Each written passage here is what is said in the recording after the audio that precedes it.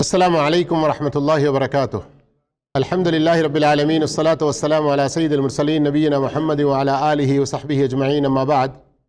محترم معزز ساتھیوں، 1445 ہجری کے اس رمضان المبارک کے 16ویں دن میں ہم 16واں سبق پڑھنے جا رہے ہیں نبی کریم صلی اللہ علیہ وسلم کا طریقہ دعوت الی اللہ میں۔ نمبر 1، آپ صلی اللہ علیہ وسلم صبح و شام خفیہ اور علانیہ کھلم کھلا لوگوں کو اللہ کی طرف بلاتے تھے۔ آپ صلی اللہ علیہ وسلم نے مکہ میں 3 سال تک پوشیدہ طور پر دعوت دی، لیکن جب اللہ کا یہ فرمان نازل ہوا فاصدع بما تؤمر واعرض عن المشرکین، کہ پس آپ کو جو حکم دیا جا رہا ہے، ذرا ادھر خاموش کروائیے نا کوئی ان کو جا کر، آپ کو جو حکم دیا جا رہا ہے اسے کھول کر بیان کر دیجئے اور مشرکین کی پرواہ نہ کیجئے۔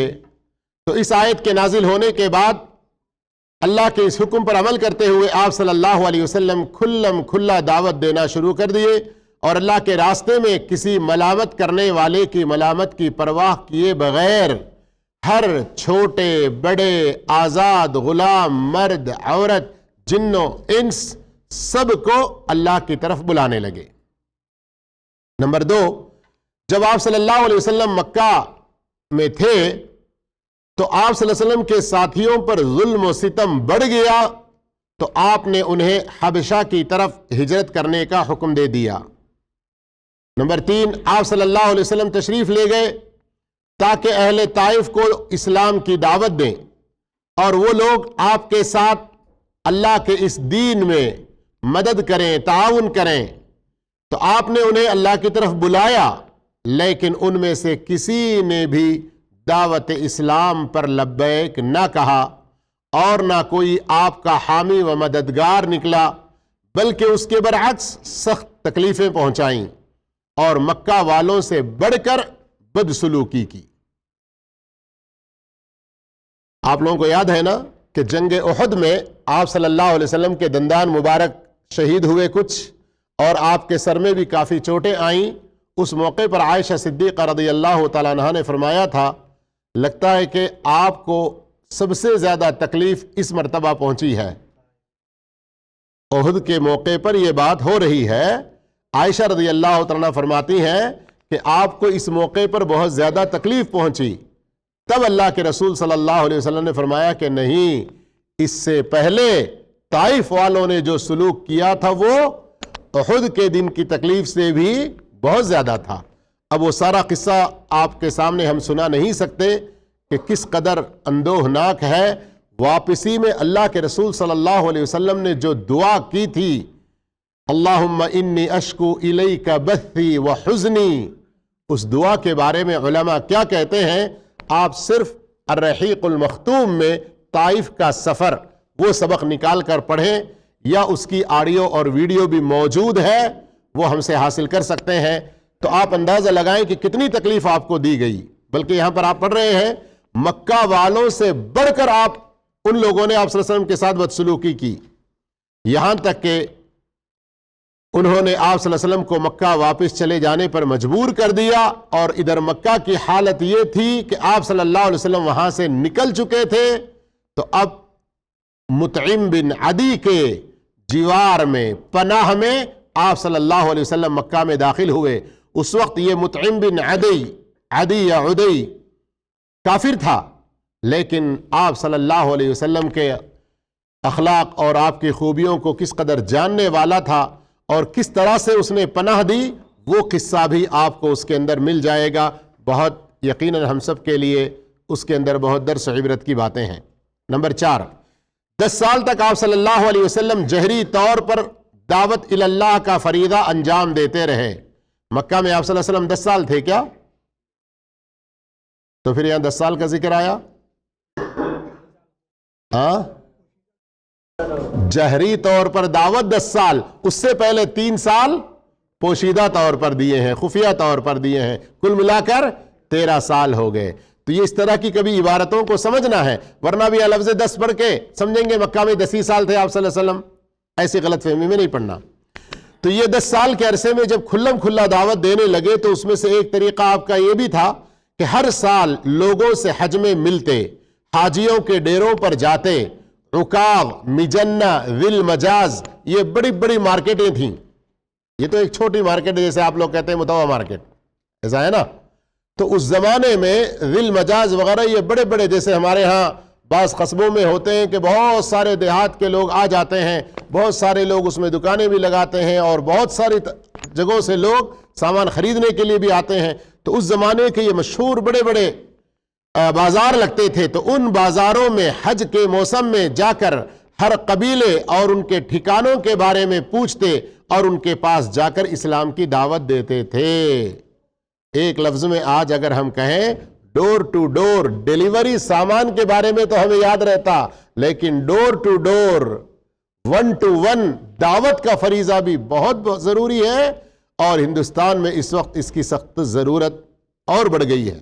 نمبر 5، پھر آپ صلی اللہ علیہ وسلم مقام عقبہ کے پاس، یہ مقام عقبہ سے مراد بڑا شیطان جسے لوگ کہتے ہیں، اس کے قریب میں قبیلے خزرج کے 6 لوگوں سے ملے اور انہیں اسلام کی دعوت دی، اس لیے کہ وہ لوگ بھی حج میں آئے ہوئے تھے.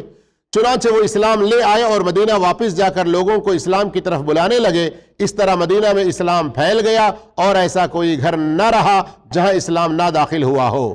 نمبر 6، اگلے سال انہی میں سے، یعنی مدینہ کے ان لوگوں میں سے جنہوں نے اسلام قبول کیا تھا، 12 لوگ تشریف لائے. تو آپ صلی اللہ علیہ وسلم نے ان سے عقبہ کے پاس اس بات پر بیعت لی کہ وہ آپ صلی اللہ علیہ وسلم کی سمع و اطاعت کریں گے، آپ کی بات سنیں گے اور آپ کی اطاعت کریں گے، اور ضرورت پڑنے پر اپنے مالوں کو خرچ کریں گے، بھلائی کا حکم دیں گے اور برائی سے روکیں گے، اللہ کی راہ میں کسی ملامت کرنے والے کی ملامت کا پرواہ نہیں کریں گے.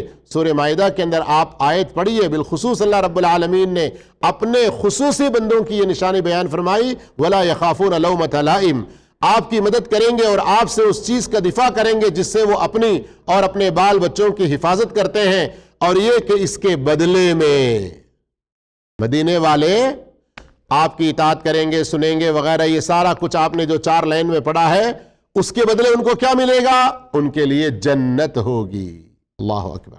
پھر وہ مدینہ واپس ہو گئے اور آپ صلی اللہ علیہ وسلم نے ان کے ساتھ مصعب ابن عمیر اور عبداللہ ابن ام مکتوم رضی اللہ عنہما کو بھیجا. عبداللہ ابن ام مکتوم نابینا صحابی، لیکن دیکھیے مکہ سے آپ صلی اللہ علیہ وسلم بطور داعی کے مبلغ بنا کے بھیج رہے ہیں، نابینا ہونے کے باوجود کس قدر علم حاصل کیے ہوں گے. اور آج آنکھیں رکھ کر ہمارے پاس علم حاصل کرنے کے لیے کتنے سارے بہانے ہیں. یہ دونوں صحابہ اکرام مدینے والوں کو قرآن کی تعلیم دیتے اور اللہ کی طرف بلاتے تھے. چنانچہ ان کے ہاتھوں پر بہت سارے لوگ اسلام لے آئے. انہی میں سے، یعنی جو لوگ اسلام لائے ان میں سے مدینہ کے 2 بڑے سردار اوس اور خزرج کے حضرت اسید بن حضیر اور سعد بن معاذ رضی اللہ عنہما تھے. پھر آپ صلی اللہ علیہ وسلم نے مسلمانوں کو مدینہ کی طرف ہجرت کرنے کا حکم دیا تو لوگوں نے اس میں سبقت کی. پھر آپ صلی اللہ علیہ وسلم اور آپ کے رفیق یار غار حضرت ابو بکر صدیق رضی اللہ تعالی عنہ دونوں نے بھی ہجرت کی، اور جو صحابہ پہلے سے جا کر وہاں تھے ان سے جا کر مل گئے. نمبر 8، آپ صلی اللہ علیہ وسلم نے مدینہ پہنچ کر سب سے پہلے مہاجرین اور انصار کے درمیان میں مواخات، بھائی چارہ کروائی. اس وقت ان کی تعداد 90 تھی. تب آئیے صلح و امان اور قاصدوں یا سفیروں کے ساتھ، ایمبیسڈرز جو کہتے ہیں دوسرے ملکوں کے، ان کے ساتھ آپ صلی اللہ علیہ وسلم کا طریقہ کیا تھا. نمبر 1، آپ صلی اللہ علیہ وسلم کا فرمان ہے مسلمانوں کا عہد و پیمان ایک ہے. مسلمانوں کا ادنا آدمی بھی کسی کو یہ عہد و امان دے سکتا ہے. اور آپ صلی اللہ علیہ وسلم نے فرمایا جس شخص کا کسی قوم کے ساتھ کوئی معاہدہ ہو تو اس گرہ کو نہ کھولے اور نہ بند کرے یہاں تک کہ اس کی مدت پوری کر لے یا برابری میں اس معاہدہ کو ختم کر دے. نمبر 2، آپ صلی اللہ علیہ وسلم کا ارشاد ہے جس نے کسی آدمی کو پناہ دیا پھر اس کو قتل کر دیا تو میں ایسے قاتل سے براءت کا اظہار کرتا ہوں. یہ جو حدیثیں ابھی آپ نے پڑھی ہیں سمجھنے کی کوشش کیجئے. یوٹیوب پر بھی یہ موجود ہیں، کتاب PDF بھی آپ کو بھیجی جائے گی. سمجھ میں نہ آئے تو علماء سے قریب میں جو آپ کے ہیں دریافت کر لیں. ان کی پوری شرح کے لیے لمبا وقت چاہیے، ہم اس وقت ابھی نہیں بیان کر سکتے. نمبر 3، جب مسیلمہ کذاب پتہ ہے نا جھوٹا جس نے نبوت کا دعویٰ کیا تھا اللہ کے رسول صلی اللہ علیہ وسلم کے زمانے میں، اس کی طرف سے دودت آئے، قاصد آئے اور کہنے لگے نعوذ باللہ کہ ہم مسیلمہ کو اللہ کا رسول مانتے ہیں۔ تو رسول اللہ صلی اللہ علیہ وسلم نے فرمایا اگر قاصد، یعنی جو اس طرح سے قاصد بن کر آتے ہیں، سفیر ہوتے ہیں، مدرسوں کے سفیر نہیں، دوسرے ملکوں کے سفارت خانے میں جو ہوتے ہیں، اگر قاصد کو قتل کیے جاتے، قتل کرنا ان کا جائز ہوتا تو میں تمہیں قتل کر دیتا، لیکن اللہ کے رسول صلی اللہ علیہ وسلم نے نہیں کیا۔ کیوں؟ کہ اس طرح قاصدوں کو قتل کرنا درست نہیں ہے۔ نمبر 4، آپ صلی اللہ علیہ وسلم قاصد کو جب وہ اسلام قبول کر لیتے تو اپنے پاس نہ روکتے تھے بلکہ انہیں واپس کر دیتے تھے۔ نمبر 5، جب دشمنان اسلام آپ کے کسی ایک صحابی سے بغیر آپ کی رضا کے ایسا معاہدہ کرتے جس میں مسلمانوں کو تکلیف کی بات نہ ہوتی تو آپ صلی اللہ علیہ وسلم اس معاہدہ کو جاری رکھتے، اس کا انکار نہ کرتے۔ نمبر 6، آپ صلی اللہ علیہ وسلم نے قریش مکہ سے اس بات پر معاہدہ کیا کہ 10 سال تک ان کے اور مسلمانوں کے بیچ جنگ بند رہے گی۔ یہ کب ہوا تھا؟ صلح حدیبیہ کے موقع پر۔ حدیبیہ کا نام آپ نے سنا ہے نا اس سے پہلے عمرے کے ذکر میں۔ اور کافروں میں سے جو اسلام قبول کر کے، غور کیجئے، کافروں میں سے جو اسلام قبول کر کے مدینہ جائے گا مسلمان اس کو لوٹا دیں گے، اور جو مسلمان کافروں کے پاس جائے گا کافر اسے واپس نہیں کریں گے۔ صحابہ کو بڑی تکلیف ہوئی اس طرح کی شرط پر، لیکن حالات ایسے تھے کہ اللہ کے رسول صلی اللہ علیہ وسلم خاموش تو سارے صحابہ بھی خاموش ہو گئے۔ یہ ہماری خواہشات بھی اگر نہیں مان رہے ہیں لیکن اللہ کے نبی کی بات کو ماننے کے لیے ہم آگے آ جائیں، چاہے وہ ہماری داڑھیوں کا معاملہ ہو، ہمارے پیجاموں اور پینٹوں کا معاملہ ہو، ہماری زندگی میں ہمارے بیوی بچوں کے ساتھ سلوک کا معاملہ ہو، کچھ بھی ہو۔ کاش ہم مسلمانوں کو اللہ سمجھ عطا فرما دے۔ لیکن اللہ رب العزت نے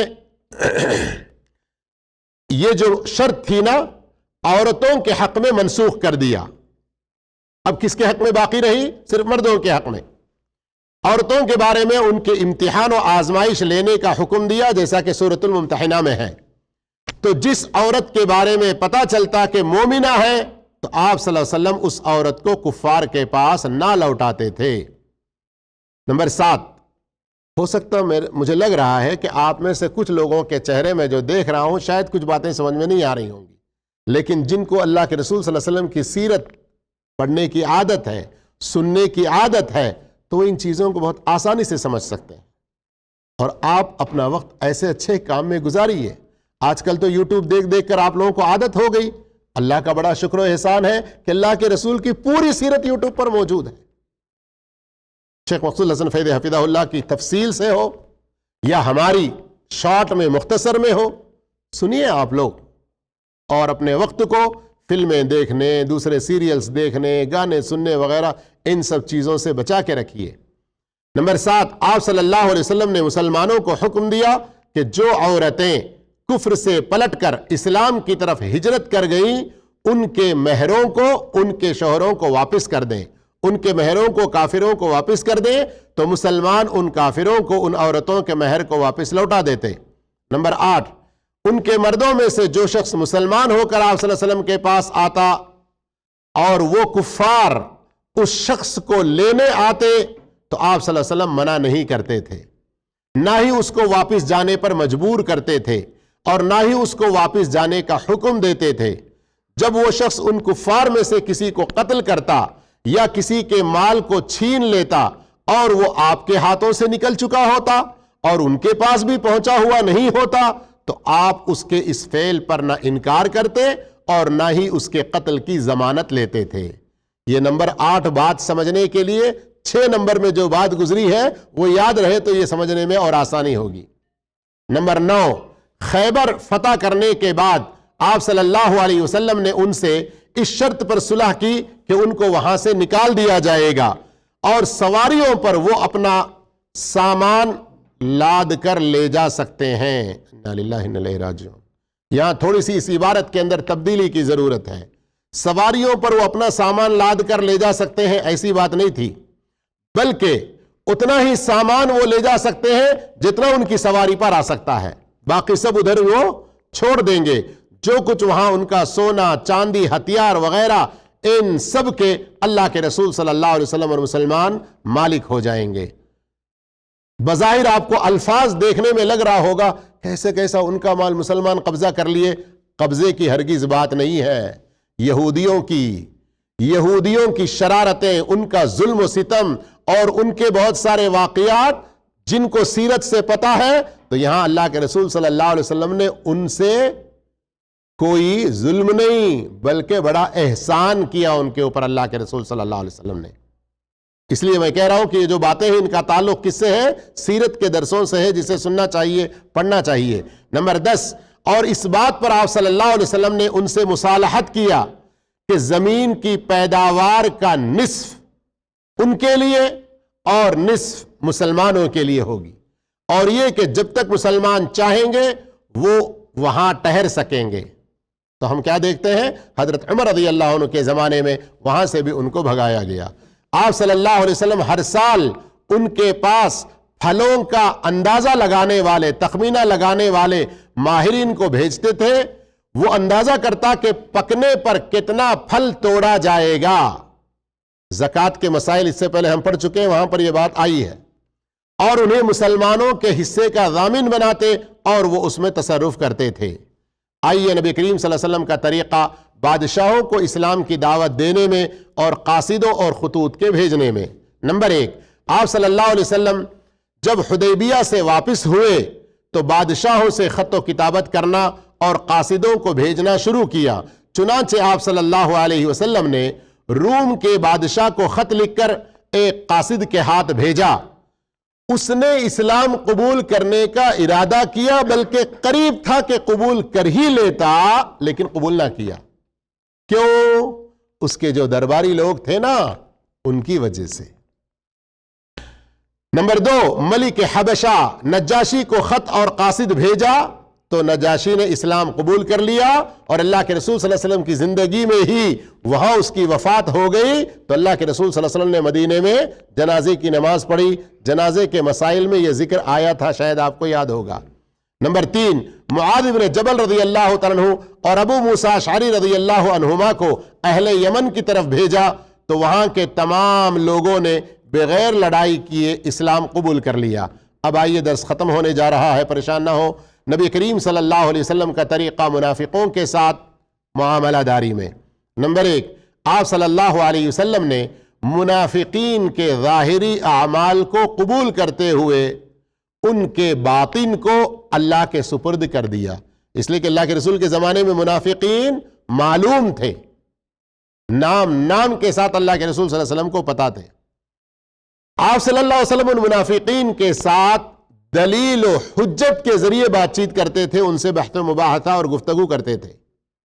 اور کبھی ایسا ہوتا کہ بے رخی برتتے، کبھی ایسا ہوتا کہ بڑی سختی سے پیش آتے.